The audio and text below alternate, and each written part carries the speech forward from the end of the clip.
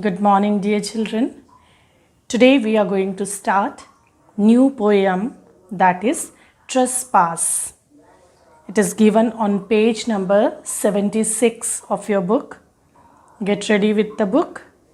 This poem is written by John Clare. The name of the poet is John Clare, and he was born in 1793 and died in 1864. The poet was born in 1793 and died in 1864. He was the son of a farm worker. He belonged to a simple family. He lived in the countryside and wrote many poems that are based on close observation of the simple, natural world around him. And in this poem, he admires the beauty of nature, beautiful countryside, but his feelings about crossing land that is not his makes him very uneasy. By the title of the poem, we understand it. What is the meaning of trespass? First of all, we should know. Trespass means to enter someone's land or property without their permission. Usually, it is not allowed to enter in somebody else's land or property without any permission. Dear children, here on page number 77, the word meanings are given. Let's see these word meanings first and then we'll see the poem. The first word is cautious. Cautious means being careful in order to avoid problems or dangers. Cautious means being careful. Dreaded. Dreaded means feared about something in the future.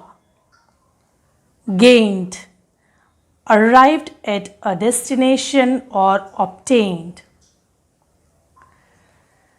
Not means nothing. Swath means a long narrow space cut through grass or corn. Here, a long narrow space cut through grass or corn means a narrow space, and both the side of this path there is a grass or corn or any other crop. Tread. A person's manner of walking, the way person walks. Trespass. Enter someone's land or property without their permission. Ventured means undertook a risky or daring journey. Wary. Feeling or being cautious. Being careful. Now, let's see the poem. I dreaded walking where there was no path, and pressed with cautious tread the meadow swath, and always turned to look with wary eye, and always feared the honor coming by. Yet everything about where I had gone appeared so beautiful, I ventured on. And when I gained the road where all are free, I fancied every stranger frowned at me, and every kinder look appeared to say, you have been on trespass in your walk today. I've often thought the day appeared so fine, how beautiful if such a place were mine. But having not, I never feel alone and cannot use others as my own. It's a wonderful poem written by John Clare.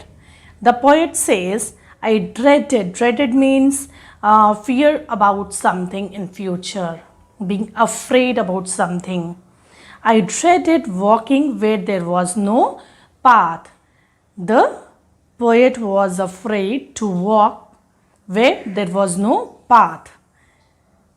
and pressed with cautious tread and meadow swath. Pressed means he moved forward with cautious. Cautious means very careful. Tread means the manner of walking. The meadow. Meadow, we know the green land, green area. Swath is a long narrow space cut through the grass. You can understand this way. It's a path. It's a way, and both the side the area is full of grass or corns. So the poet says that he was afraid walking where there was no path. When he was walking, means he was not allowed to go through that way. And moved with cautious, means he moved forward with very careful manner of walking. He moved very carefully through the meadow swath, From that narrow passage, he moved very carefully and always turned to look with wary eye. Wary means being cautious, careful. And all the time he turned back. He looked here and there with very cautious eye and always feared the honor coming by.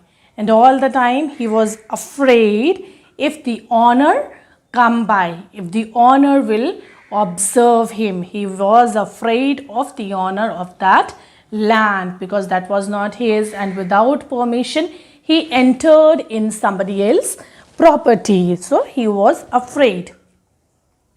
Yet everything about where I had gone appeared so beautiful, I ventured on. Ventured means undertook a risky journey. Though he undertook a risky journey, and wherever he went, he found everything extremely beautiful. Everything appeared so beautiful. He enjoyed the beauty of nature. Though it was very risky for him, but still he enjoyed it a lot. Why it was risky? Because he was not allowed to go through that way. And when I gained the road where all are free, means finally he kept on walking and enjoying that scenery, that atmosphere, and finally he reached on the road where all are free to walk around. We know that on the road all the people are free. There is no foundation for anyone. It is a public area. On public areas we all are free to walk. The same way, when he reached on the road, he was also very comfortable. He was knowing that all are free to walk in this place. I fancied every stranger frowned at me. When he reached on the road, he saw many strangers. I fancied means I imagined or I felt that every stranger is staring at me, is looking at me, and every kind of look appeared to say, and it seemed that everybody, whoever is looking at him, wants to say that you've been on trespass in your walk today. He felt that the people, those who are looking at him, staring him, wants to say that today you have entered in somebody else's property without permission. I've often thought the day appeared so fine. The poet said that always he thought that the day which appeared to him is so fine, is so beautiful. How beautiful if such a place were mine. Now he is imagining that if this wonderful place belonged to him, if it is his own place, his own area, his own property. But having not means nothing. He was having nothing. I never feel alone. The poet said that though he is not having his own property, his own wonderful, beautiful place, this meadow, this swath, though all these things he is not having, but still he is happy. He does not feel lonely and cannot use another's as my own. And the poet said that he cannot use others' property as his own. He cannot consider others' land as his own, though he enjoyed all these, the beauty of nature, that green grass, that beautiful area, but he was not greedy at all.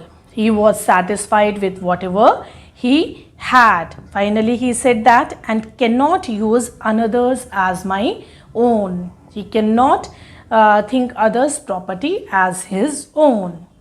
So, dear children, according to me, I think we get a good message from this poem. First of all, we should be satisfied with whatever is given to us. We should appreciate, we should admire what others are having. It's okay, it's good to appreciate others, but should not be greedy. Oh, all these things should come to me. Whatever is given to me by God, we should be satisfied, we should be happy and content.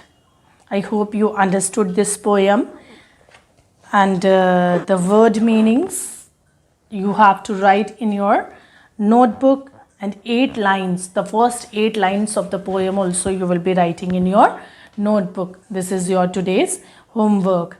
Dear children, all of you revise this poem at home and try to understand it in a better way. Thank you.